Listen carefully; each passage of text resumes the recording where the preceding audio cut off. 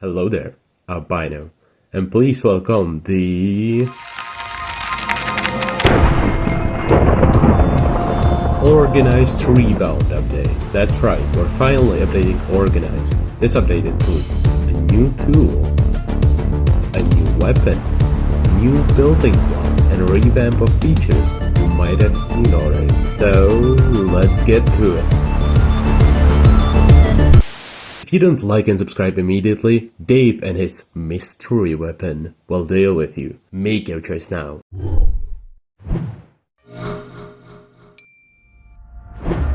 First, let's address this guy. He was a part of our branding for some time and went through numerous changes over the years. But upon getting feedback that he's not the most desirable for our players, it got our team thinking, what changes could be made to make him more useful in a survival gameplay? It used to work that the exposer would expose all nearby entities by emitting a stronger redstone signal the closer one is.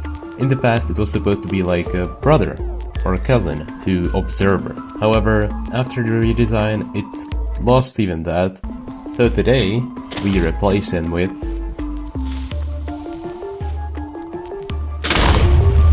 the Gargoyle.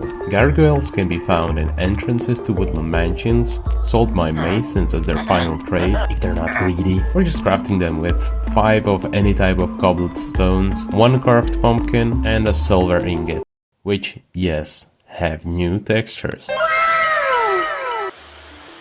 Gargoyles are primarily a decorative piece. They guard and watch over your place, deterring evil spirits.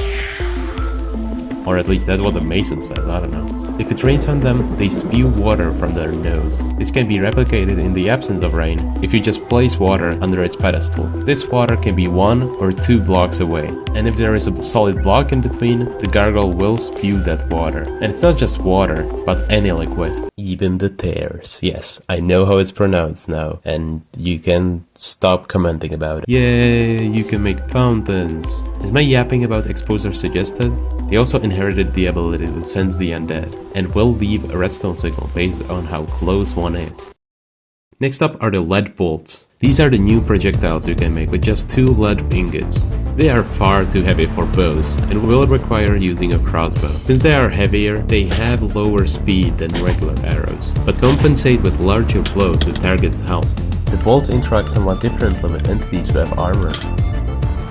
When you shoot them, they have a 10% chance of knocking their armor off. Villagers love these, since they do extra damage against those poor iron golems. You can find them in villager outpost chests, scattered in crates around the outposts, and in their hands sometimes. Which means often their first shot will be with a lead bolt. A unique feature that I think transforms both PvE and PvP. Lead building blocks. I won't bother you with these that long, since I already showed them in my last video on Organized.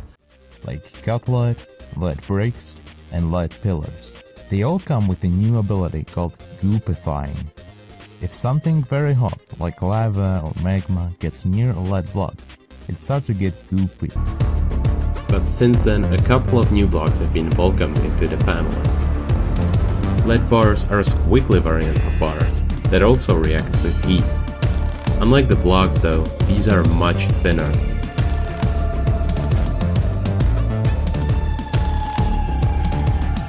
So much so that they aren't able to turn back into their original form after being melted like all the other blocks are. If they are subjected to so much heat that they melt, they will immediately break after removing the source of heat. Besides looking evil, the lead door and trapdoor have a very unique way of being opened. They are very heavy, and to open them, you have to push hard with both of your hands. Once they are opened, you need to hold on to them, or else they'll close back again. These doors and trapdoors behave as all other lead blocks and will goopify or even melt in the presence of heat. Goopy doors will hurt you when opening, and melted doors will just hurt you, but no longer open. Do you remember this effect?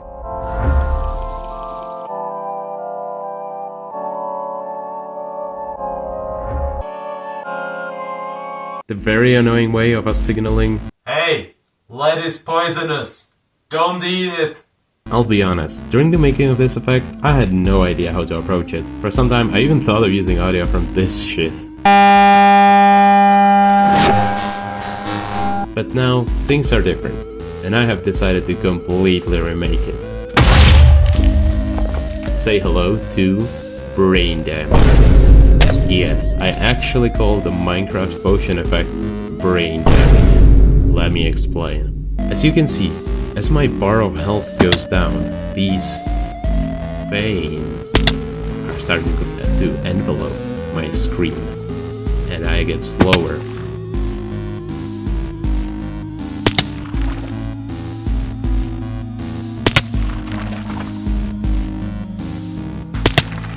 Brain damage obstructs your vision and slows you down based on how low your health is. That's why a combo of poison and brain damage can be so dangerous.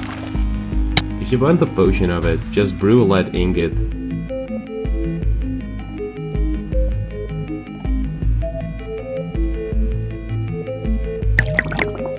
Or make a shrapnel bomb.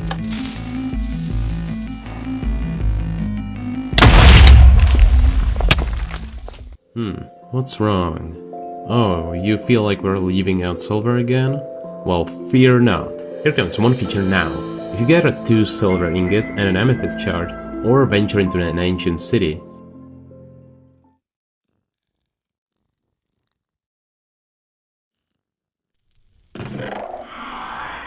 you'll be able to get the Scribe. It is a new tool that has sharp amethyst point. This tool lets you mine easily blocks with crystal structures like amethyst, quartz, glass, ice, and obsidian. It's also very gentle, and some would say it has the touch of a silk. It takes longer, but you can get silk-touch versions of solid blocks with just regular Scribe. If you live in icy areas and use a regular path over a lake, you might want to use the Scribe to make grooves on the ice,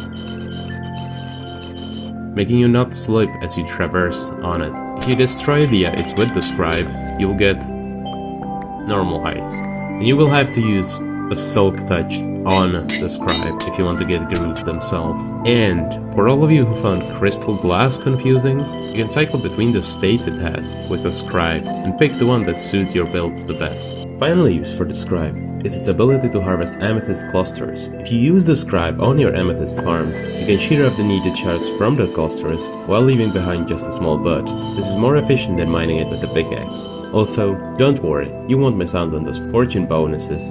By enchanting it in an anvil, fortune can still do its magic even on the Scribe.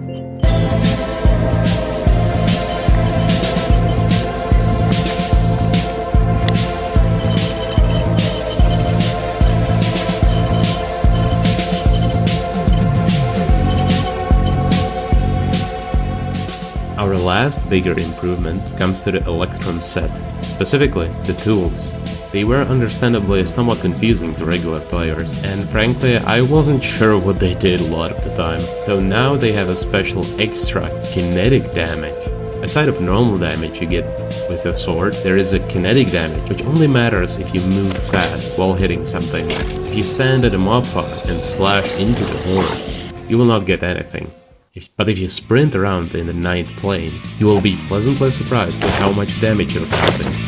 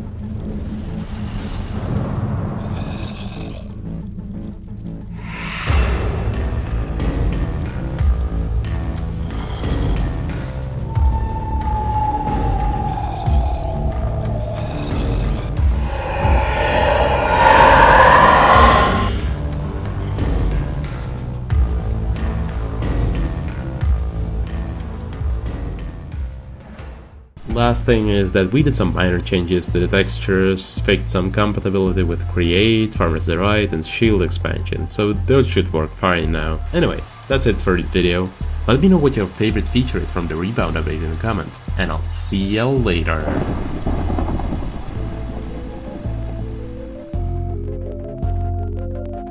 Welcome to the outro.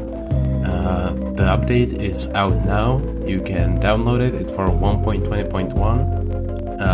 And next up, I don't know. Maybe we're gonna release one more update, then update to 1.21. We'll see, I guess. Now I'm gonna read all of our patrons in no particular order, just whatever Patreon gives me right now. Random Guy Stupid Shit, Ryan Kearns, Eric T, Grayson Avila, Mr. Drip 404, Naturalec 123, Blesmon, Virginia Chang, Juniper Avila, Chloe, Crafty Gamer _ Aurora Hope, Janusz Janosik MB, Levin Pevin, Spencer Gilbert, Aaron Plowman, and Cleft. If you wanna be mentioned here and get early access to our videos and beta versions of our mods, consider becoming a patron or boost us on our Discord server. See ya.